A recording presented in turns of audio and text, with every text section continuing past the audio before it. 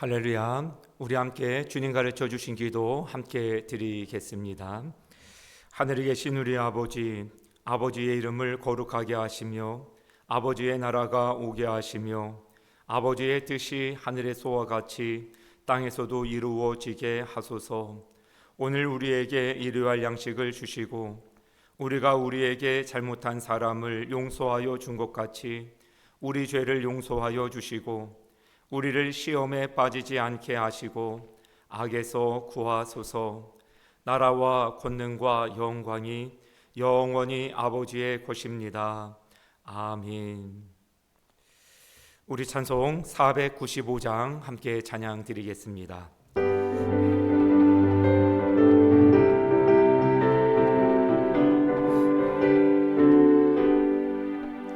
익은 곡식 거둘 자가 없는 이때에 누가 가서 거둘까? 내가 어찌 게으르게 앉아 있을까? 어서 가서 밭으로 보내주소서.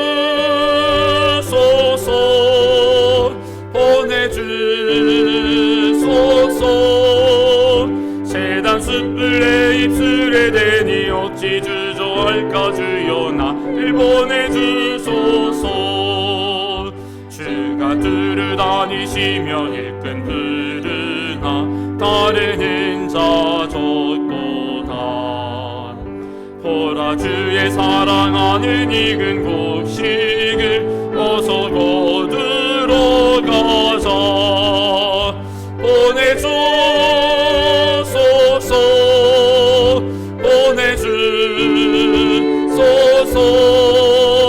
재단 숯불 내 입술에 대니 어찌가 주여 나를 보내주소서. 주가 나를 부르시니 언제 어디나 기뻐 가서 일하리. 주가 명령 내리실 때 능력 받아서 기뻐 거두리로다. 보내주소서.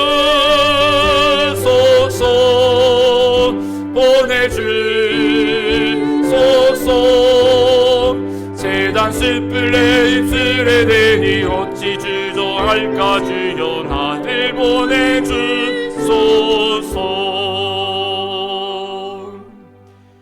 아멘. 하나님께서 우리에게 주신 말씀 아가서 7장 10절에서 13절 말씀입니다. 아가서 7장 10절에서 13절 말씀입니다.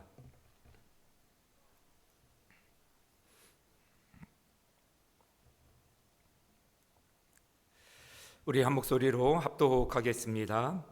나는 내 사랑하는 자에게 속하였도다. 그가 나를 사모하는구나.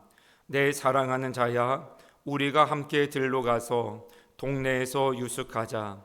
우리가 일찍이 일어나서 포도원으로 가서 포도움이 돋았는지 꽃술이 퍼졌는지 석류꽃이 피었는지 보자. 거기에서 내가 내 사랑을 내게 주리라. 화판채가 향기를 뿜어내고 우리의 문 앞에는 여러 가지 귀한 열매가 새 것 묵은 것으로 마련되었구나. 내가 내 사랑하는 자 너를 위하여 쌓아둔 것이로다. 아멘. 사랑 때문에 소임을 다하는 사람이라는 제목의 말씀 증거하겠습니다. 오늘 장면은 마치 사도행전과 같습니다. 신부는 교회입니다. 사랑받은 신부가 이제는 사명에 헌신합니다. 헌신하면 반드시 두 가지가 함께 옵니다. 하나는 부흥이고 하나는 핍박입니다. 어제도 말씀을 나누었지요. 항시 우리의 믿음이 깊어지면, 그리고 신앙의 열매를 맺을 때쯤이면 박수와 한편에는 비난이 같이 온다고 말입니다. 사도행전을 보면 은혜가 임할수록 역시 반대도 거셌습니다. 성령의 역사가 강해질수록 세상의 공격도 거칠어졌습니다. 그러나 신부는 무너지지 않았습니다. 오히려 십자가를 통하여서 더 강해지는 모습을 우리에게 보여줍니다. 오늘 본문도 같습니다.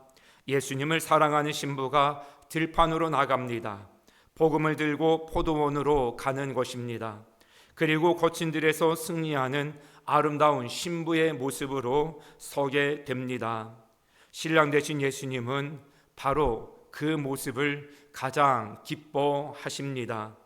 오늘 말씀은 세 가지로 생각해 보고자 합니다. 첫째, 사역의 기초는 사랑이라는 것입니다. 둘째, 사랑은 반드시 행동으로 나타나며, 세 번째, 거친들에서 끝까지 사명을 감당하는 신부를 예수님께서 가장 아름답게 보신다는 것입니다. 사역의 기초는 사랑입니다. 10절 말씀해 보니까요, 나는 내 사랑하는 자에게 속하였도다. 그가 나를 사모하는구나. 신부의 정체성이 두 가지가 소개되어집니다. 나는 신랑에게 속하였다. 이것은 소속입니다. 누구에게 속하였는가 중요하지요. 또 하나, 나는 사랑을 받고 있다. 자기 정체성이며 확신입니다. 내가 누군가로부터 사랑을 받고 있다라고 하는 것은 힘의 능력이 되는 것이죠. 이 두 가지가 흔들리지 않을 때 헌신할 수 있는 것입니다. 사랑받는 확신이 없으면 쉽게 지치고 소속감이 없으면 금방 떠나게 됩니다. 부활하신 예수님께서 베드로를 찾아오셔서 3번 물으셨습니다. 내가 나를 사랑하느냐? 베드로가 주님, 내가 주님을 사랑하는 줄 주께서 아십니다 라고 고백하자 예수님께서 그때 비로소 내 양을 먹이라 말씀하셨습니다. 사명은 사랑을 확인한 뒤에 보여주는 것입니다. 왜 그렇습니까? 사랑 없는 헌신은 오래가지 못하기 때문에 그렇습니다. 결혼이 그렇지 않습니까? 돈 보고 결혼하고 명예 보고 결혼하고 그 사람 덕을 보려고 결혼하는 것 오래 못 가요. 파국을 맞이하게 되어지죠. 오직 사랑이어야 합니다. 사랑이 가정을 세우고 사랑이 상대와의 사랑을 더욱더 깊이 오래도록 지속해 나가는 것이죠. 이효리 씨 부부가 방송에 나와 대화합니다. 이효리 씨가 왜 나와 결혼했느냐고 남편이 이상순 씨에게 짓궂게 질문을 던집니다.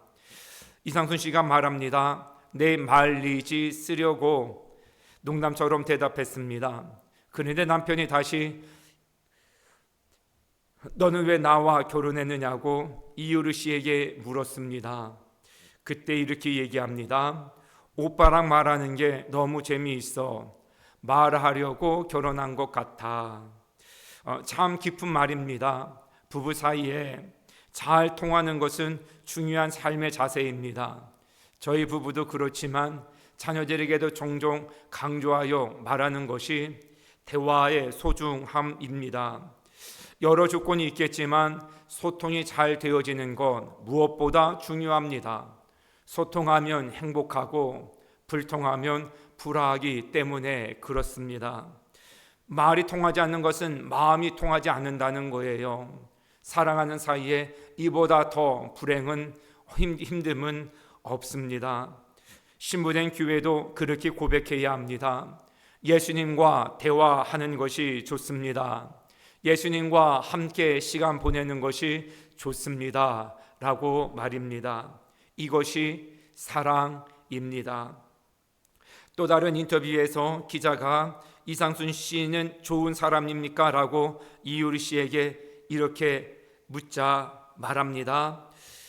좋은 사람, 안 좋은 사람이 어디 있겠어요? 그냥 맞는 사람, 안 맞는 사람만 있을 뿐이죠.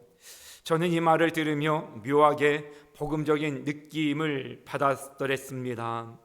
우리는 자꾸 선악과처럼 사람을 판단하려고 합니다. 그러나 사랑은 판단보다 관계를 먼저 보는 것이죠. 맞으면 감사하고 다행인 일이지만 안 맞는다고 정죄하고 판단하고 할 일은 아닌 것이죠. 또 그도 누군가에게는 그 이상으로 잘 맞는 사람일 수 있으니까 말입니다.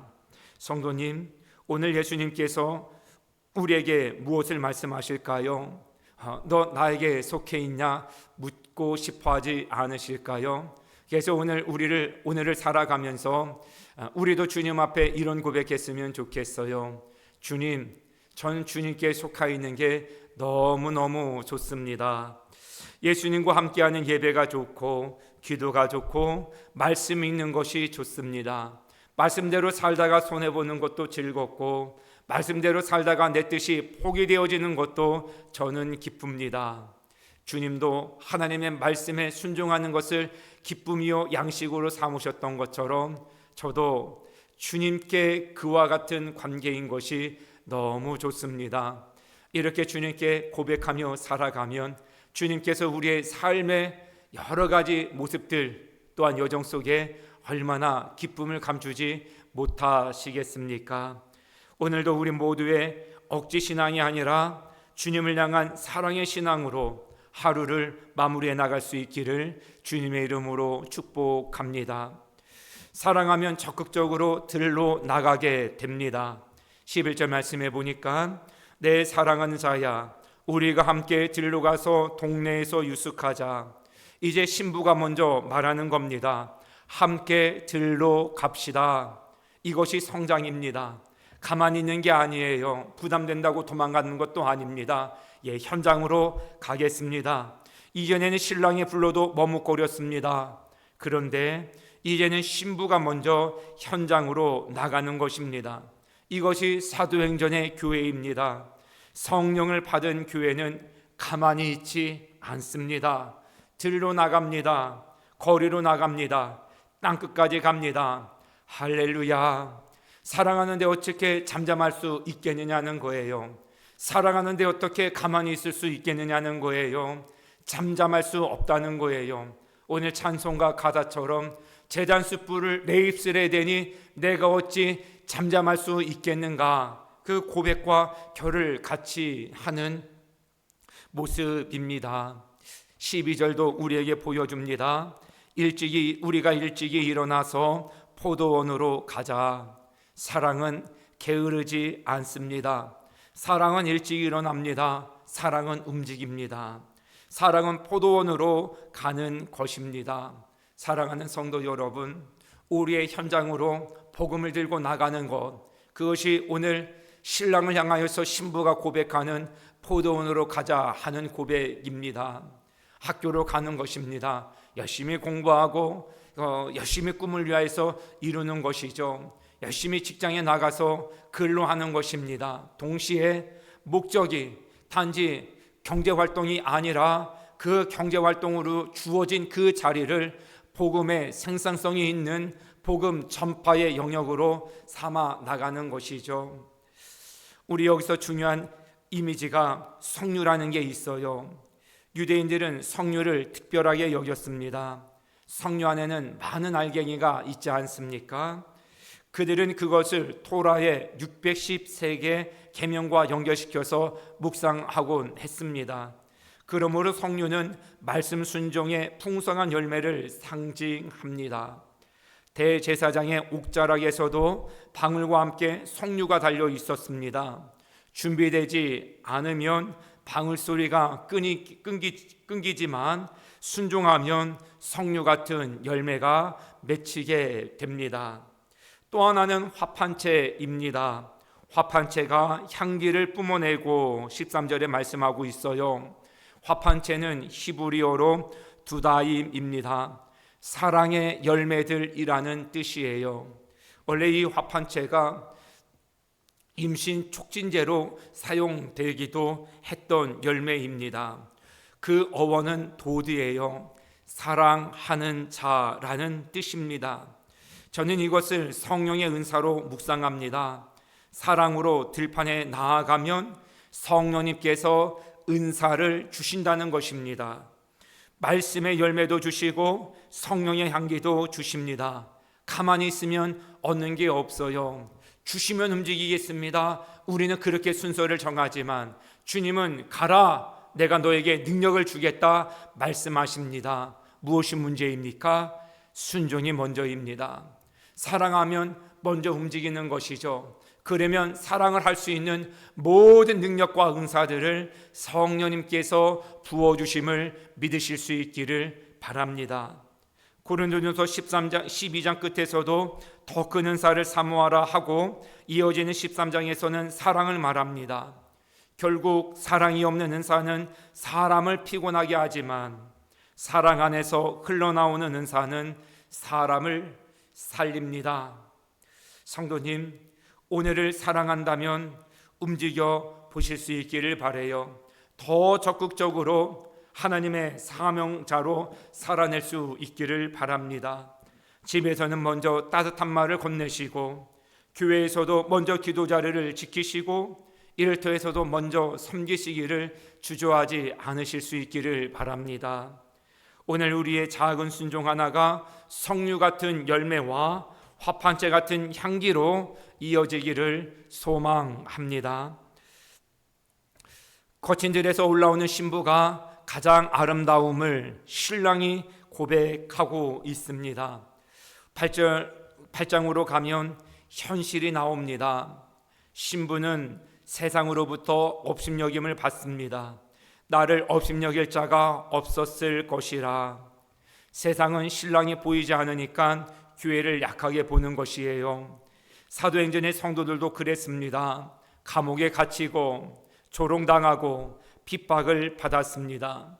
그러나 성도님, 신랑 되신 예수님은 숨어 계신 것 같아도 신부를 절대 놓아주지 않으십니다. 반드시 주님의 강한 팔로 붙들어 주심을 믿으시기 바랍니다. 오늘 8장 3절 말씀에 그의 왼팔이 내 머리 아래에 있고 그의 오른팔이 나를 안는구나. 이것이 예배의 은혜입니다. 주님의 품에 안기는 시간입니다. 세상에 치였어요. 복음 때문에 손해를 봤어요. 억울함을 당했어요. 그 심령으로 주님 앞에 나오면 주님께서 안아주신다는 것입니다. 그래도 신부는 말합니다. 깨우지 말라. 주님과 함께하는 이 시간이 가장 행복하기 때문인 것입니다. 그래서 5절은 중요합니다. 그의 사랑하는 자를 의지하고 거친 들에서 올라오는 여자가 누구인가? 예수님이 보시는 최고의 미인은 누구인가? 거친 들에서 올라오는 신부라는 것입니다. 선교의 자리에서 복음을 증거하다가 땀 흘린 신부의 모습, 포도를 일구고 복음을 증거하고 상처 입은 영혼을 품고 올라오는 신부의 모습입니다. 세상의 미의 기준은 계속 바뀝니다. 조선시대에는 가늘고 긴 눈을 좋아했고 중국에서는 작은 발을 아름답다고 여겨 전조까지 했더랬습니다. 일본에서는 검은 긴 머리와 흰 피부를 선호했습니다. 우리 주님의 보시는 눈은 편함이 없으십니다. 거친 들에서 복음을 위해 살아가는 사람입니다. 다윗도 언약궤 앞에서 춤을 추고 기뻐했을 때, 그런데 미갈은 채통 없는 일을 하면서 비웃었지요. 사랑이 없는 사람은 즐거움을 이해하지 못합니다. 어떻게 주님 밖에 있는 이들이 예배의 기쁨을 알겠으며 순종의 기쁨을 알겠으며 헌신의 아름다움을 알겠으며 겸손의 미덕을 알 수 있겠습니까? 그러나 예수님이 보시는 모습은 바로 여기에 있는 것이죠. 우리도 늘 찬양 중에 고백합니다. 내 기도하는 그 시간, 그때가 가장 즐겁다. 정말 그때가 즐거운 우리의 삶이 되어지기를 주님의 이름으로 축복합니다.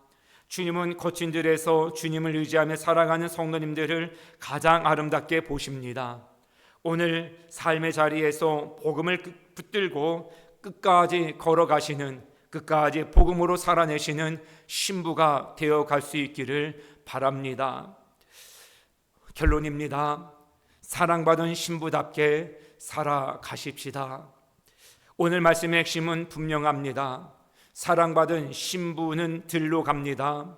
예수님과 대화하는 것이 즐겁고 예배가 기쁘고 기도가 행복하니까 사명의 자리로 나갑니다. 그리고 그 길 끝에서 세상이 알지 못하는 아름다움을 기쁨을 보고 누리게 됩니다. 예수님은 화려한 사람보다 거친 들에서 올라오는 신부를 기뻐하십니다. 사람의 박수보다 주님의 미소를 더 귀하게 여기는 사람을 사랑하십니다.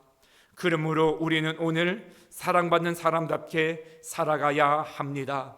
삶의 현장에서 예배를 즐거워하고 순종을 기뻐하고 양보와 배려를 미덕으로 여기고 주의 향기를 드러내는 일을 손해를 감수하고라도 기뻐하는 삶을 살아내는 우리가 될 수 있기를 바랍니다. 맡겨진 포도원을 충성되게 가꾸어 나가실 수 있길 바랍니다.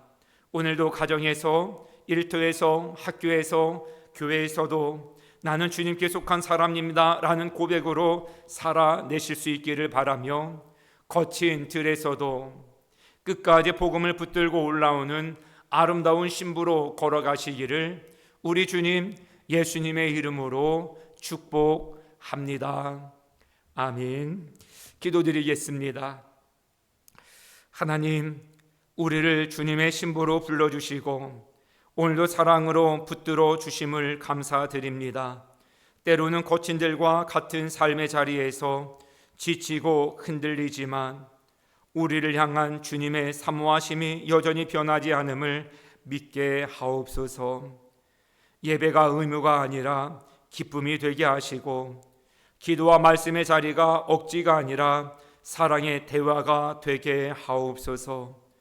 또한 사랑한다 말만 하지 말고 들로 나아가는 신부 되게 하셔서 가정과 일터와 교회에서 먼저 섬기고 먼저 품게 하옵소서.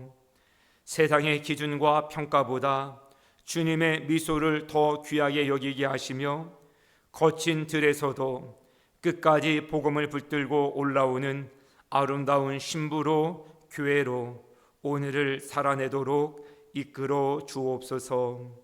우리 주 예수 그리스도의 이름 받들어 기도드립니다. 아멘.